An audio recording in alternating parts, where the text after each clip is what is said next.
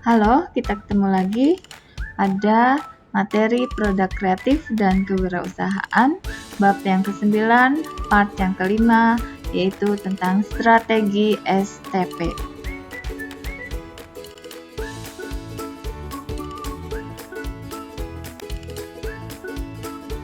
Kompetensi dasar, indikator, dan tujuan pembelajaran pada bab 9 ini adalah sebagai berikut.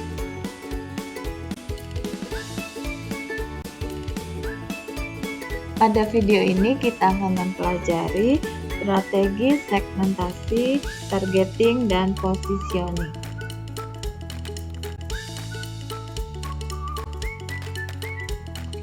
Pada video materi sebelumnya, kita telah belajar bahwa sebelum memulai pembentukan strategi pemasaran, sebaiknya kita melakukan analisis keadaan perusahaan melalui analisis SWOT. Analisis SWOT menunjukkan gambaran umum mengenai bisnis perusahaan. Langkah selanjutnya adalah menyusun perumusan strategi pemasaran yang dinamakan strategi STP.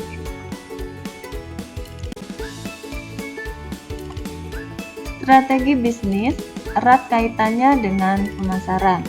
Karena bagaimanapun semua kegiatan perusahaan bermuara pada pemasaran. Strategi adalah proses menyeluruh mulai dari perencanaan hingga gambaran aktivitas pelaksanaannya dalam waktu tertentu. Strategi dikatakan baik jika terbukti mampu mencapai tujuan atau sasaran dengan tepat, efektif, serta efisien dalam prosesnya. Dalam strategi pemasaran ada 3 elemen, yaitu segmentasi, targeting, dan positioning.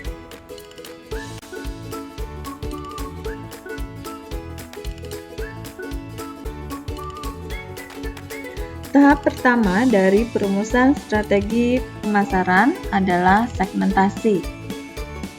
Segmentasi pasar adalah suatu proses membagi pasar menjadi kelompok-kelompok konsumen yang lebih homogen dan setiap kelompok konsumen dapat dipilih sebagai target pasar untuk dicapai perusahaan melalui strategi kombinasi pemasarannya.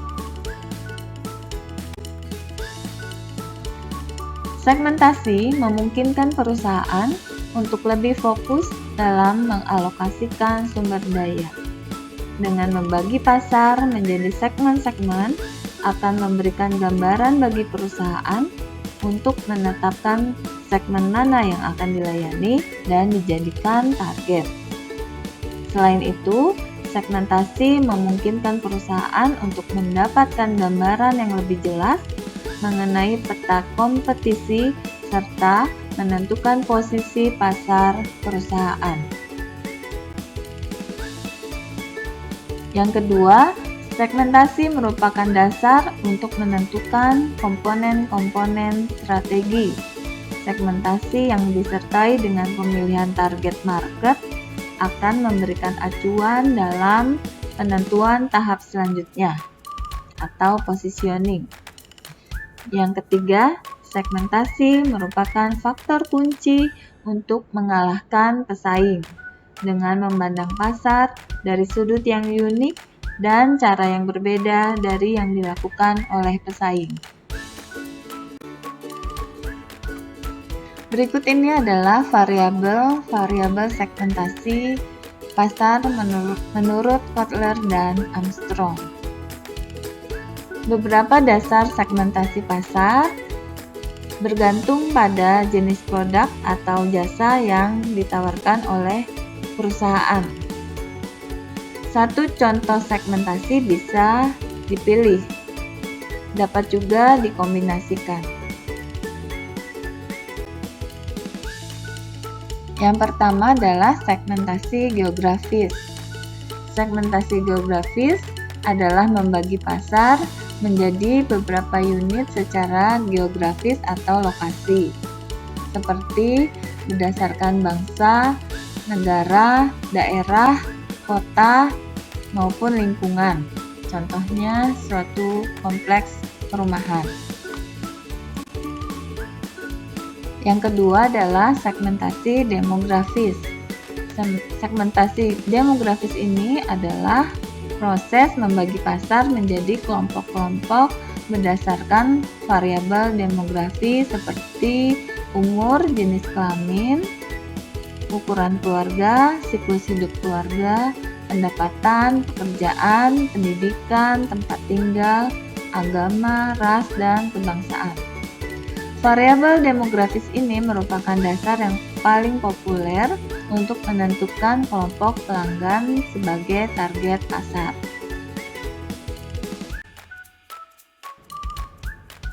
Keinginan atau kebutuhan serta tingkat konsumsi seringkali erat kaitannya dengan variabel demografis. Selain itu, variabel demografis lebih mudah diukur daripada kebanyakan variabel lainnya. Segmentasi yang ketiga adalah segmentasi psikografis. Dalam segmentasi ini, maka pembeli dibagi menjadi kelompok yang berbeda berdasarkan kelas sosial, gaya hidup, dan kepribadian. Misalnya, terdapat salon kecantikan yang dibagi menjadi salon kecantikan mewah dengan harga yang fantastis, sedangkan lainnya adalah salon kecantikan dengan harga terjangkau disertai banyak diskon.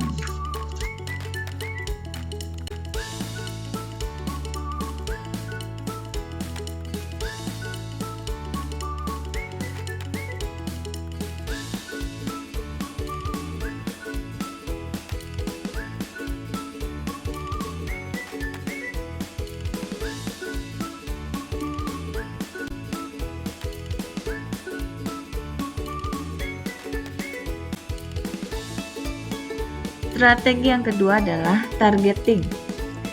Targeting adalah memilih satu atau lebih segmen pasar untuk dimasuki atau cara perusahaan mengoptimalkan suatu pasar, dan dalam penentuan target pasar perusahaan harus menggunakan konsep berikut, yaitu 1. Prioritas, 2. Variabilitas, dan 3. Fleksibilitas. Konsep prioritas dipakai karena perusahaan tidak dapat melayani semua orang dalam satu pasar. Konsep variabilitas digunakan untuk menghadapi situasi persaingan yang sudah semakin meningkat karena perusahaan tidak dapat memberikan pelayanan yang sama kepada semua orang yang diprioritaskan. Dan yang terakhir, konsep fleksibilitas ada hubungannya dengan variasi tadi karena semakin fleksibel suatu perusahaan dapat memberikan variasi tanpa banyak memberikan biaya tambahan.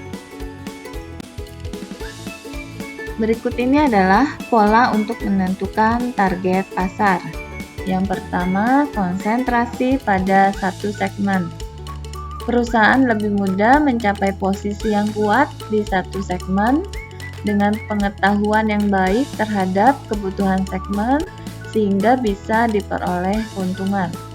Namun, konsentrasi di satu segmen memiliki potensi resiko yang cukup besar, sehingga alasan inilah yang mendasari perusahaan untuk memilih lebih dari satu segmen. Pola yang kedua adalah spesialisasi selektif. Strategi ini biasanya dipilih untuk menghindari kerugian, walaupun salah satu segmennya tidak produktif, tetapi perusahaan tetap memperoleh pendapatan dari segmen yang lain. Pola yang ketiga adalah spesialisasi produk. Perusahaan fokus membuat produk khusus. Melalui cara ini, perusahaan membangun reputasi yang baik dan kuat di satu produk yang spesifik. Resiko yang timbul adalah apabila terjadi kekurangan bahan untuk membuat produk tersebut atau keterlambatan melakukan perubahan teknologi. Pola yang keempat adalah spesialisasi pasar. Perusahaan fokus melayani berbagai kebutuhan dalam kelompok tertentu. Perusahaan memperoleh reputasi yang kuat dan menjadi perantara untuk semua produk baru yang dibutuhkan dan digunakan oleh kelompok tersebut. Resiko kerugian timbul jika kelompok tadi mengurangi pembelian atau kebutuhannya.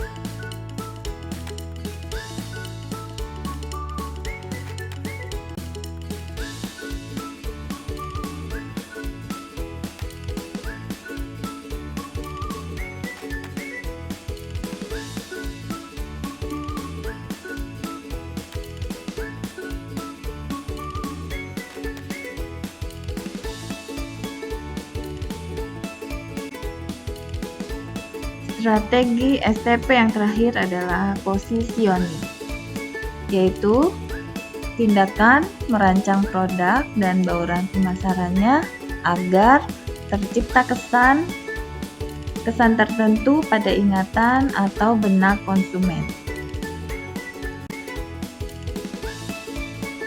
Positioning adalah bagaimana perusahaan menempatkan posisi di mata pelanggan jika dibandingkan dengan pesaing.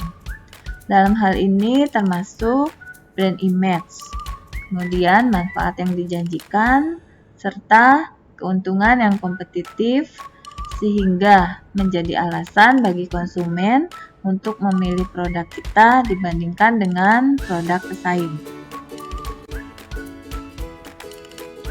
Sebuah perusahaan yang memposisikan diri sebagai market leader cenderung menguasai pasar. Hal ini disebabkan karena faktor keadaan internal perusahaan yang sudah sangat kuat, misalnya permodalan, kemudian image positif di mata pembeli yang sudah lama terbentuk. Yang berikutnya adalah posisi challenger. Perusahaan yang memposisikan diri sebagai penantang adalah selalu berusaha mengambil alih posisi market leader melalui pengembangan produknya, juga melalui promosi yang gencar, sehingga penetapan harga yang jauh lebih rendah dengan kualitas yang mendekati market leader. Posisi yang berikutnya adalah follower. Perusahaan yang cenderung mencari aman selalu mengikuti market leader, baik itu dalam penetapan harga, inovasi, dan teknologi. Perusahaan follower memposisikan diri sebagai pengikut, umumnya mencari aman karena memiliki banyak keterbatasan dan kekurangan, namun memiliki kemampuan untuk memproduksi kebutuhan konsumen. Beberapa strategi penentuan posisi atau positioning adalah sebagai berikut. Yang pertama, penentuan posisi menurut atribut. Perusahaan memposisikan diri menurut atribut seperti ukuran, lama keberadaannya, dan seterusnya. Yang kedua, penentuan posisi menurut manfaat. Produk diposisikan sebagai pemimpin dalam suatu manfaat tertentu. Yang ketiga, penentuan posisi menurut penggunaan atau penerapannya, yaitu memposisikan produk sebagai yang terbaik untuk sejumlah penggunaan atau penerapan. Yang keempat, penentuan posisi menurut pemakai. Memposisikan produk sebagai yang terbaik untuk sejumlah kelompok pemakai. Yang terakhir, penentuan posisi menurut pesaing. Produk memposisikan diri lebih baik daripada pesaing yang disebutkan namanya atau tidak disebutkan atau tersirat. Yang keenam, penentuan posisi menurut kategori produk. Produk diposisikan sebagai pemimpin dalam suatu kategori produk. Dan yang ketujuh, penentuan posisi kualitas atau harga. Produk diposisikan menawarkan nilai terbaik. Pemasaran mempunyai tanggung jawab utama untuk mencapai pertumbuhan yang menguntungkan bagi perusahaan.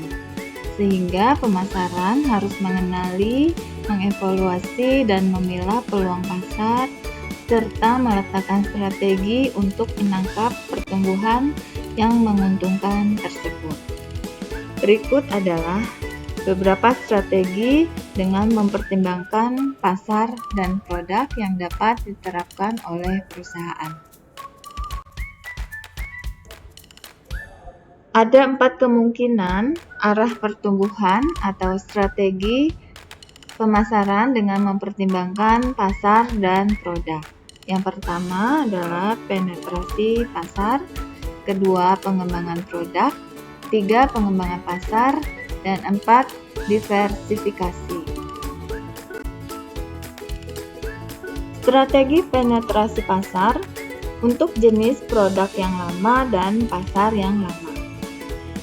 Strategi pengembangan produk adalah untuk jenis produk yang baru dan pasar yang lama. Kemudian, yang ketiga, strategi pengembangan pasar adalah untuk jenis produk yang lama dan pasar yang baru. Dan terakhir, strategi diversifikasi adalah untuk jenis produk yang baru dan pasar yang baru.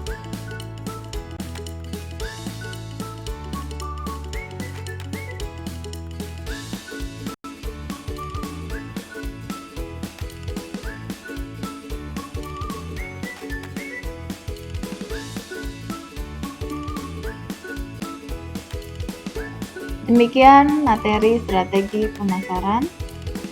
Sampai bertemu pada materi produk kreatif dan kewirausahaan berikutnya. Terima kasih.